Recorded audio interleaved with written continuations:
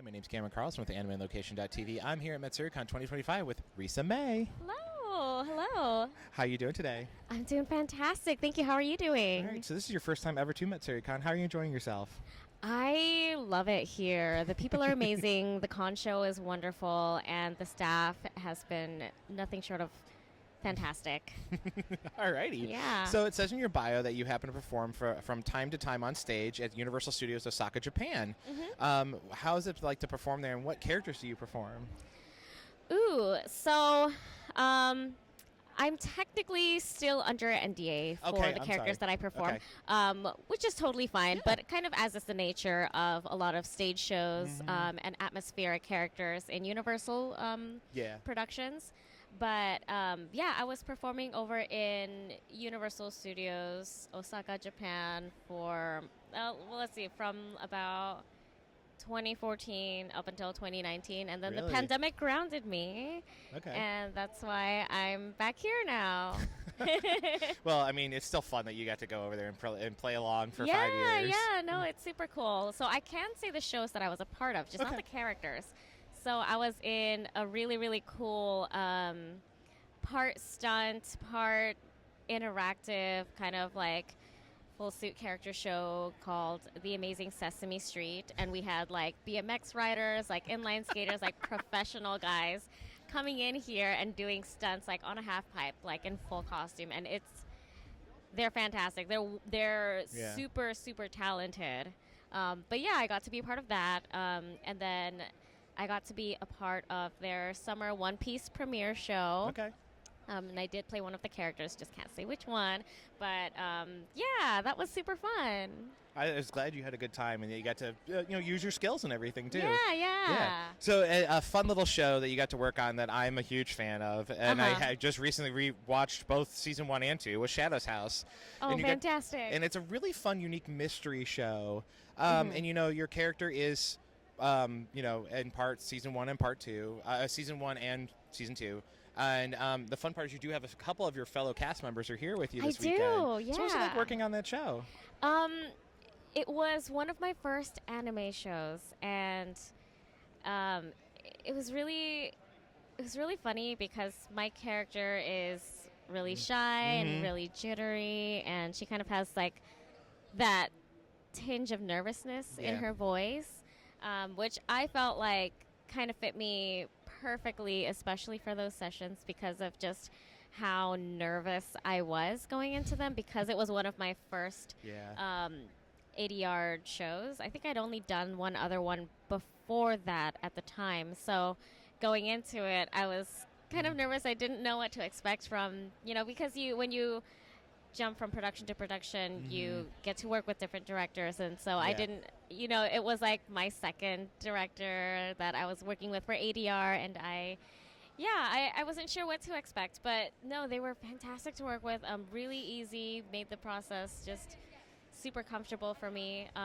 and it was so funny, just because like I was nervous going into it, and I feel like you could kind of feel some of that nervousness like in my voice.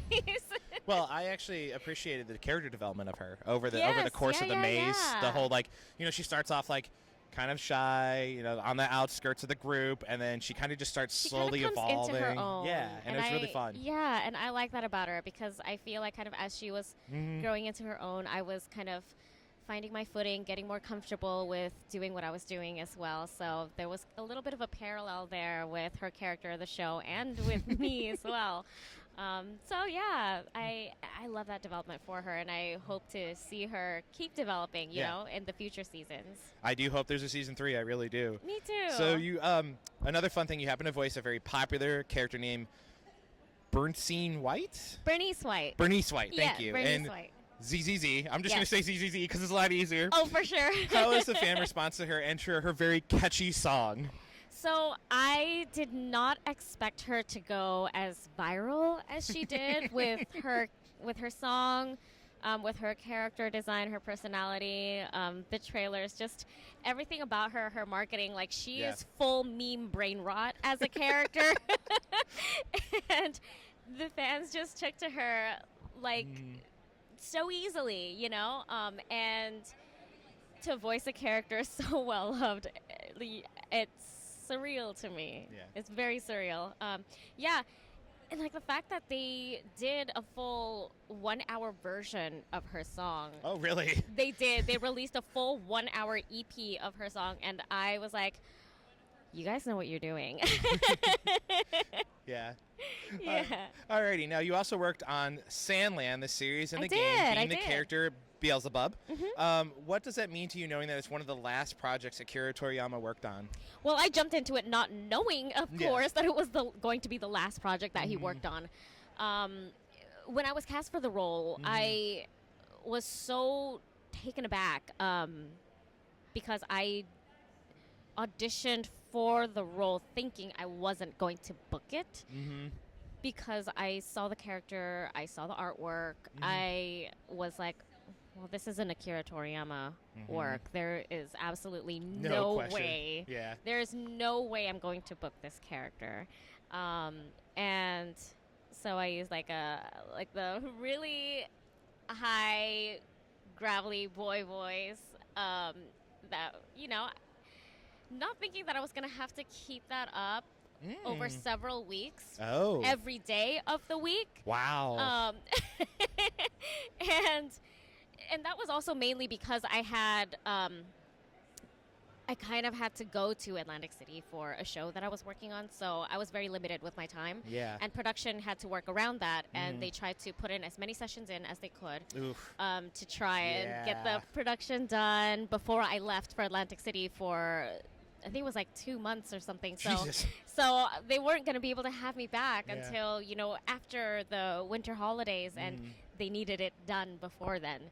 Yeah. So, You're probably like a lot of lozenges. Yeah. Vocal rest. Oh my gosh, a lot of lozenges, a lot of rest.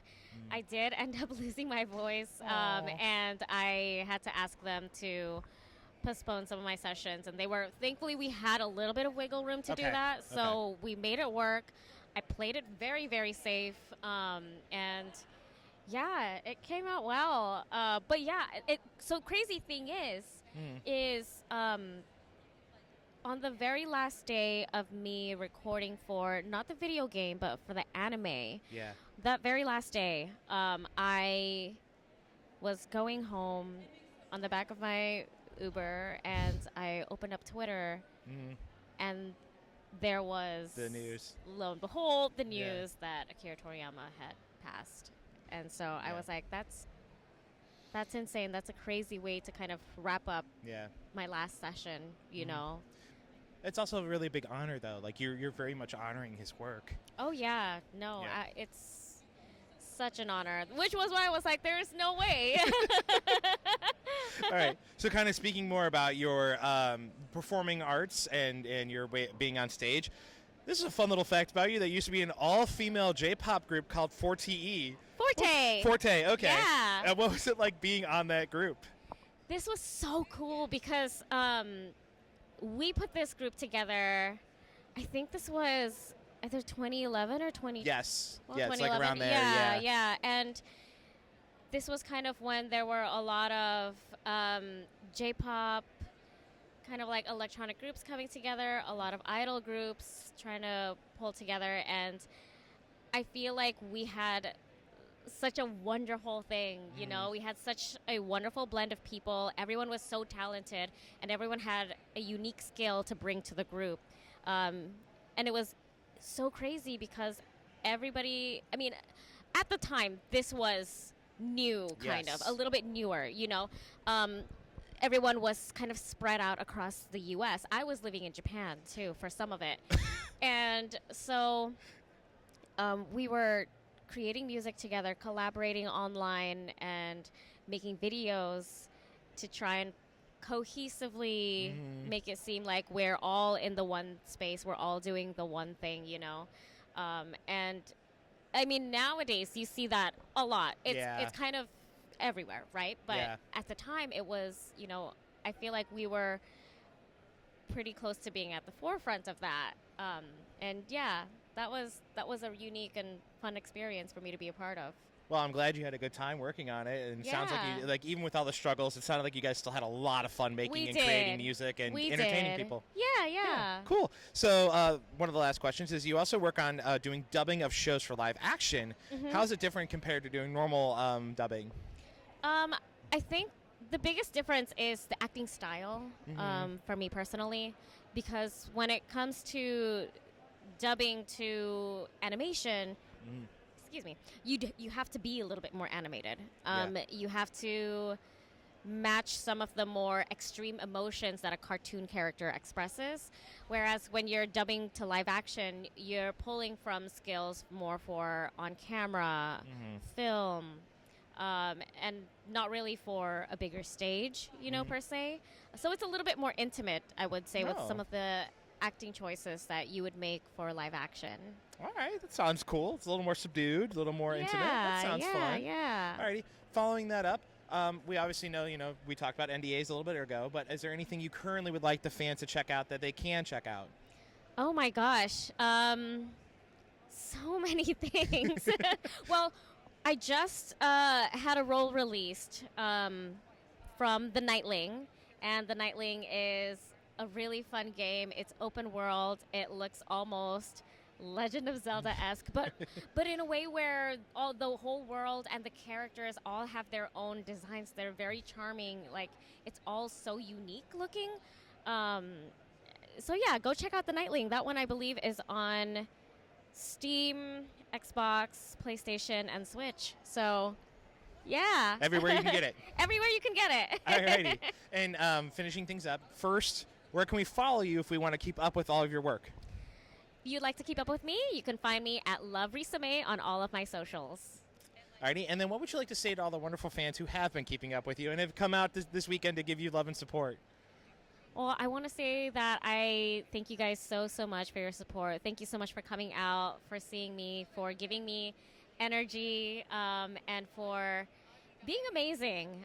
Because we honestly wouldn't be here without the fans. We wouldn't be here without you guys. So keep doing you. Keep loving what you're loving. Keep doing what you're doing. Thank you. I love talking with you so much today. Thank you so much. It's an absolute pleasure. Thank you so much for having me. Yeah, you're welcome. Thank you. Thank you.